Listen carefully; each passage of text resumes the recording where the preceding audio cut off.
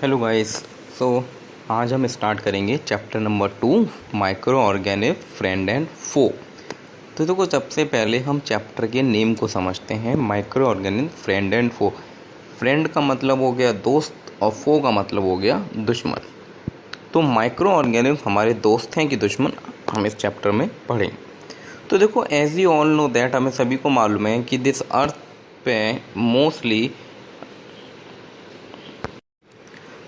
अलग अलग तरीके के different kinds of living organism survive करते हैं। यानी कि हम कह सकते हैं कि different kinds of plant and animal survive करते हैं, because plant also are living organism and animal are also are living organism. Different kinds of plant and animal इस अर्थ पे सर्वाइव करते हैं, ठीक है। बट अगर हम नॉर्मली गए तो there some of them are big, इनमें से कुछ तो बहुत बड़े हैं, which can easily seen are by naked eye, जो हम अपनी नेकेड आइट से ईजिली जिन्हें हम देख सकते हैं, यानी कि ईजिली विजिबल है। हमें उनको देखने के लिए किसी भी तरीके कोई भी स्पेशल इंस्ट्रूमेंट की ज़रूरत नहीं पड़ती है, हम उन्हें अपनी नेकेड आइट से देख सकते हैं। बट कुछ ऐसे हैं विच आर सो स्मॉल, जो बहुत छोटे हैं, जिन्हें हम अपनी नेकेड आइट से नहीं देख सकते हैं। The which can not be seen are by naked eye, naked eye मतलब हम अपनी नॉर्मल आइज से नहीं देख सकते हैं, ठीक है ना। तो those organism which can not seen which can not seen by are naked eye, जो जिन्हें हम अपनी नेकेड आइट यानी कि अपनी नॉर्मल आइज से नॉर्मली नहीं देख सकते हैं, उसको हम क्या कहते हैं, उसको हम कह देते हैं माइक्रो ऑर्गेनिज्म या फिर माइक्रोब्स। क्या कह देते हैं? माइक्रो ऑर्गेनिज्म या माइक्रोब। देखो, ये माइक्रो ऑर्गेनिज्म और ये दोनों वर्ड एक हैं, ठीक है ना। बेसिकली जो माइक्रो है, माइक्रो का मतलब होता है छोटा और ऑर्गेनिज्म का मतलब होता है क्या? माइक्रोब का मतलब क्या हो गया? छोटा। माइक्रो का मतलब छोटा, ऑर्गेनिज्म का मतलब लिविंग एंटिटी। तो छोटी लिविंग एंटिटी जो हम नेकेड आइज से नहीं देख सकते, उसे हम कहते हैं माइक्रो ऑर्गेनिज्म या माइक्रोब्स, ठीक है। तो जनरली देखिए, अगर हम बात करें कि आप कहेंगे कि हमने इन्हें कहाँ देखा, हम इसे कैसे विजिबल कर सकते हैं, तो जनरली मैं आपको बताऊं कि जब रेनी सीज़न होता है, रेनी सीज़न के टाइम पे जब फूड में मॉइस्चर आ जाता है, जैसे जब ब्रेड है, चपाती है, इस पर मॉइस्चर, ब्रेड हुई, चपाती हुई, इस पे क्या जनरली मॉइस्चर आ जाता है। तो आप देखेंगे उस मॉइस्चर के वो मॉइस्चर के बाद कभी कभार क्या होता है, उस पर कुछ माउल्ड या फंगस, ग्रीन कलर या वाइट कलर का फॉर्मेशन, ग्रेइश वाइट कलर के पैचेस बनना शुरू हो जाते हैं। अगर आप उस पैचेस को मैग्नीफाइंग ग्लास से देखेंगे तो आप छोटे छोटे टिनी राउंड स्ट्रक्चर्स देखेंगे, ठीक है। अब वो राउंड स्ट्रक्चर हैं क्या और कहाँ से आए हैं, इसको समझते हैं। इसके लिए एक छोटी सी एक्टिविटी करेंगे। हम क्या करेंगे, बाहर अपने किसी गमले में से या पॉट में से या बाहर नॉर्मली कहीं से हम मॉइस्ट सॉइल लेंगे या गीली मिट्टी लेंगे, जिसे हम एक बीकर में फिल करके रख देंगे पानी के साथ मिला के। जैसे ही अब क्या होगा, वो सॉइल जो पानी में मिक्स करेंगे वाटर के साथ, वो थोड़ी देर बाद नीचे सेटल डाउन हो जाएगी। हम उसी वाटर की कुछ ड्रॉप्स को लेंगे और उसको एक माइक्रोस्कोप के अंदर ऑब्जर्व करेंगे। तो जब हम उसे माइक्रोस्कोप के अंदर ऑब्जर्व करेंगे तो हमें क्या देखने को मिलेगा? हमें देखने को मिलेंगे बहुत सारे टिनी ऑर्गेनिज्म मूविंग अराउंड, इधर उधर घूमते हुए, ठीक है। सो दीज और, ठीक है। तो जो ये जो क्या नाम है, आपके छोटे छोटे टिनी ऑर्गेनिज्म थे जो उसमें हमें चारों तरफ दिखे, एक्चुअली क्या है, वो उनमें से सब माइक्रोब्स की कैटेगरी के नहीं थे, कुछ उसमें से माइक्रोब्स थे, कुछ उसमें माइक्रो ऑर्गेनिज्म थे जो बहुत छोटी साइज़ के थे, which can not be seen by unaided eye, यानी कि जिसे हम अपनी नॉर्मल आई से नहीं देख सकते हैं, ठीक है ना।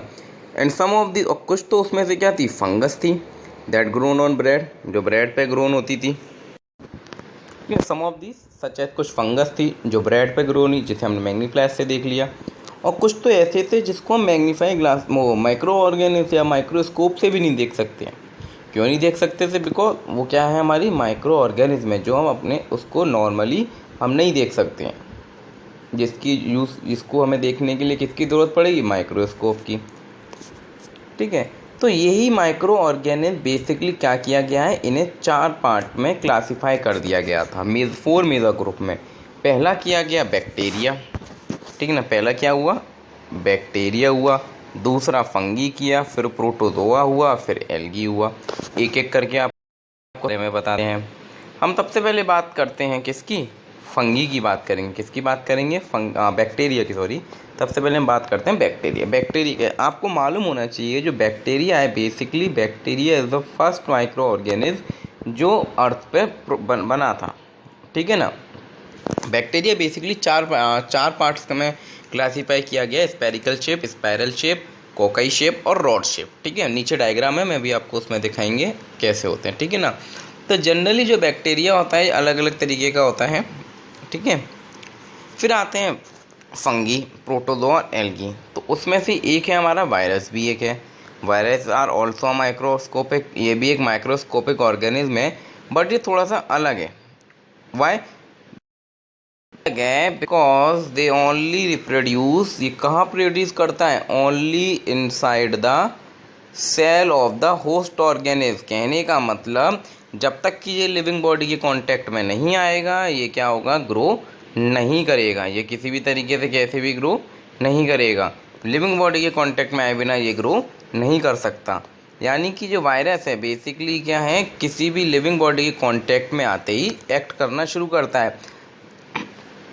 अदर देन ये क्या करता है? एक सिस्ट नाम की अपने आप को कवर रखता है एक प्रोटेक्टिव कोट से, जिसको सिस्ट कहते हैं, ठीक है ना। ये बिल्कुल एक कह लो कि नॉन लिविंग की तरह बिहेव करेगा जब तक कि ये किसी लिविंग बॉडी के कांटेक्ट में नहीं आ जाता है। जैसे ही इसकी फेवरेबल कंडीशन इसे मिलती है, ये किसी लिविंग बॉडी के कांटेक्ट में आता है, वो protective cyst coating to break हो जाती है और ये क्या करता है? ग्रो करना शुरू, मल्टीप्लाई करना शुरू कर देता है और धीमे धीमे मल्टीप्लाई होता है। और एक टाइम ऐसा आता है when it acquires entire energy of a cell, उस सेल की सारी एनर्जी को क्या कर लेता है? एब्जॉर्ब कर लेता है। Due to which the cell get burst, cell burst हो जाता है और ये वायरस पूरी लिविंग बॉडी के अंदर स्प्रेड हो जाता है। इस तरीके से वायरस क्या करता है? एक लिविंग और नॉन लिविंग थिंग के बीच में एक लिंक जनरेट करता है, ऐसा साइंटिस्ट का मानना है। जैसे कॉमन अगर डिजीज़ की बात करें वायरस से होने, जैसे कोल्ड, इन्फ्लुएंजा, सब वायरस से होते हैं। Polio, chicken pox, this all done by the viruses. और एक लेटेस्ट अगर हम एग्जांपल की बात करें जो आजकल बहुत फेमस है, चल रहा है, वो है corona virus. So these disease जैसे डायनेस्ट्री डिजीज़ हो गई, जैसे डायनेस्ट्री, मलेरिया, ये क्या प्रोटोजोआ से होती है। प्रोटोजोआ का मतलब होता है प्रोटोजोआ, फर्स्ट एनिमल, पहला एनिमल, ठीक है ना। वेयरस टाइफाइड और ट्यूबरक्लोसिस ये क्या बैक्टीरियल डिजीज़ है। तो देखो मैंने आपको कहा था कि अभी मैं दिखाऊंगा तो कोई बैक्टीरिया, ये आपके साथ जो ब्लू वाली है ये हमारी रॉड शेप्ड है और जो रेड वाली है ये हमारी स्पेरिकल है, ठीक है ना, स्पाइरल शेप्ड है, ठीक है ना। नीचे देखेंगे algae,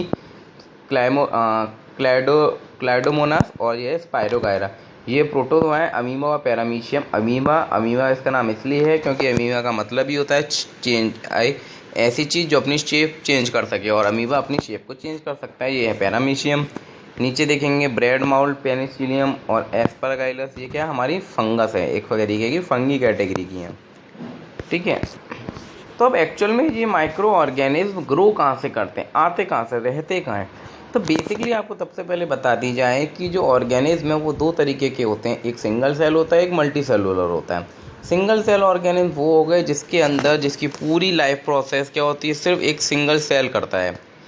single cell carry out करेगा, चाहे वो रेस्पिरेशन हो, चाहे वो डाइजेशन हो, चाहे वो उसका ग्रोथ हो, सब चीज़ कौन करेगा? सिंगल सेल करेगा। जैसे बैक्टीरिया हो गए, हमारी एल्गी हो गई, कुछ प्रोटोजोआ हो गए, ठीक है ना। मल्टी सेलुलर ऑर्गेनिज्म की बात करें, सच एज कुछ हमारी मल्टी सेलुलर भी होती हैं, कुछ एल्गी और फंगी, ठीक है ना। तो ये किसी भी तरीके से all type of micro organism किस में रहते हैं? हमारे इन्वायरमेंट में रहते हैं, हमारे आसपास रहते हैं।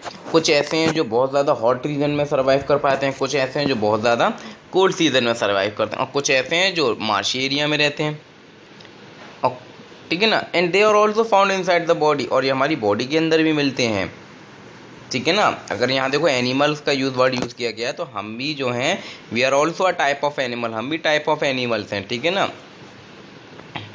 आप देखो आपके नेल्स में होते हैं, हम कहते हैं कि नेल्स काट लेने चाहिए टाइम पे, उन्हें बड़ा, हम ऐसा क्यों कहते हैं? बिकॉज ये बैक्टीरिया और माइक्रो ऑर्गेनिज्म क्या होते हैं, छोटे छोटे स्पेसेस में जाके कलेक्ट हो जाते हैं और फिर क्या डिजीज़ क्रिएट करते हैं। सो बेसिकली देखो माइक्रो ऑर्गेनिज्म क्या है, कुछ इंपॉर्टेंट रोल भी प्ले करते हैं हमारे साथ। ऐसा नहीं है कि ये पूरी तरीके से हार्मफुल ही हैं, ये कुछ अच्छे भी हैं, सम ऑफ देम आर बेनिफिशियल, कुछ बेनिफिशियल हैं मगर कुछ हार्मफुल भी हैं जो बहुत अच्छे, बहुत क्या कहते हैं, सीरियस डिजीज़ क्रिएट कर देता है, डिजीज़ का कारण बनता है। ठीक है, तो आइए उन डिजीज़ की बात करें, वो क्या क्या हैं। तो अगर हम बात करें सबसे पहले micro organism, friendly micro organism की। देखो माइक्रो ऑर्गेनिज्म क्या बहुत सारे तरीके के होते हैं। ठीक है, वेरियस पर्पसेस के लिए क्या किया जाता है, उन माइक्रो ऑर्गेनिज्म का यूज़ किया जाता है। अगर हम बात करें, देखो preparation of curd, bread, cake, इन सब में किसका यूज़ किया जाता है, माइक्रो ऑर्गेनिज्म का। और इवन आपको मालूम होना चाहिए जो एल्कोहल होता है उसमें भी माइक्रो ऑर्गेनिज्म का यूज़ होता है, यानी कि एल्कोहल जो बनता है वो बनता है यीस्ट की हेल्प से। ठीक है, तो they are also use in cleaning our the environment. अब देखो यही माइक्रो ऑर्गेनिज्म क्या करते हैं, हमारे एनवायरनमेंट को क्लीन करने में भी हेल्प करते हैं। आपको मालूम होना चाहिए जितने भी ऑर्गेनिक वेस्ट होता है, जैसे vegetable peel, remains of animal, faeces etcetera, ये सब क्या होते हैं, ब्रोकन डाउन होते हैं, यानी कि डिकम्पोज हो जाते हैं हार्मलेस और यूजेबल सब्सटेंस में by the action of bacteria. हमारी सॉइल के अंदर कुछ बैक्टीरिया प्रेजेंट होते हैं, माइक्रो ऑर्गेनिज्म प्रेजेंट होते हैं डिफरेंट टाइप्स के, जो क्या करते हैं, इस ऑर्गेनिक वेस्ट को डिकम्पोज का मतलब होता है ब्रेक डाउन करना, तोड़ना।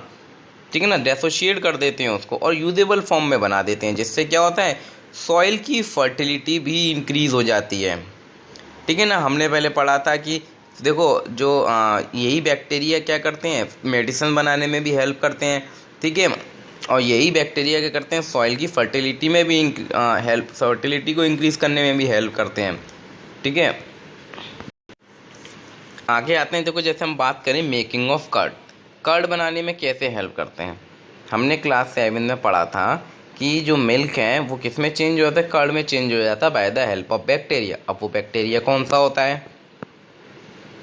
भाई, अब आपने कभी देखा होगा, आप कभी सोचा होगा, आपने भी जब मम्मी कर्ड बनाती हैं तो दूध गर्म करके उसमें थोड़ा सा दही डाल देती हैं।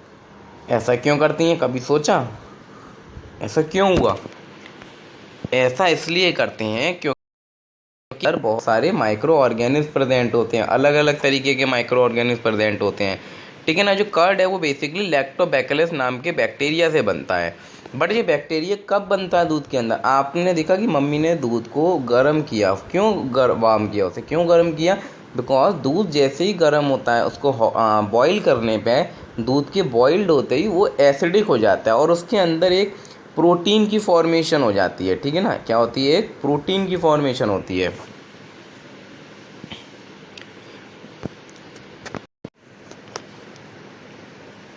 एक कैसीन नाम का बैक्टीरिया प्रोटीन एसिड हो जाता है, उसके अंदर एक कैसीन नाम का प्रोटीन बनता है। ठीक है ना, क्या बनता है, कैसीन। ठीक है ना, यही कैसीन मीडियम जब प्रोड्यूस हो जाता है तो दूध हमारा एसिडिक हो जाता है और उसके अंदर लैक्टोबैसिलस नाम का बैक्टीरिया फॉर्म होने लग जाता है, जो क्या करता है, उस कर्ड को हार्ड करने लग जाता है। ठीक है ना, और ये धीमे धीमे क्या होता है, दूध के अंदर मल्टीप्लाई होता चला जाता है और मिल्क कैसा हो जाता है, हमारा कर्ड में कन्वर्ट हो जाता है। Bacteria also involve in the, ठीक है ना, दूसरा देखो चीज़, पिकल्स और अदर दूसरे तरीके के जो हमारे फूड आइटम्स हैं उसकी फॉर्मेशन में भी क्या होता है, यही लैक्टोबैसिलस या अलग अलग तरीके के बैक्टीरिया फॉर्म करने में हेल्प करते हैं। जैसे आपने देखा होगा हम लोग रवा बनाते हैं, इडली और आपका डोसा, ये सब बनाते हैं। ठीक है ना, इसमें भी क्या होता है, हम कर्ड को ऐड करते हैं। क्यों ऐड करते हैं कर्ड को, कभी सोचा ऐसा क्यों होता है? बिकॉज क्योंकि एक्चुअली क्या है, बैक्टीरिया और यीस्ट बहुत हेल्पफुल होते हैं फर्मेंटेशन में। बेसिकली जो यीस्ट होता है, मालूम होना चाहिए यीस्ट क्या है, फर्मेंटेशन के प्रोसेस को कैरी आउट कराता है ना। व्हाट इज़ द फर्मेंटेशन, ये भी मालूम होना चाहिए।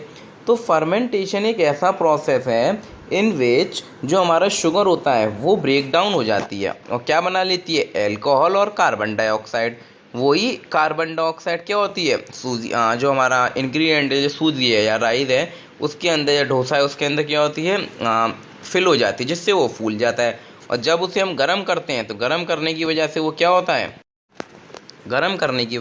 होता है, उसके अंदर से गैस पार्टिकल क्या होते हैं, गैस ख़त्म हो जाती है और वो फ्लफ़ी हो जाता है। ठीक है ना, तो बेसिकली फर्मेंट कह सकते हैं, fermentation is the process of conversion of natural sugar into alcohol और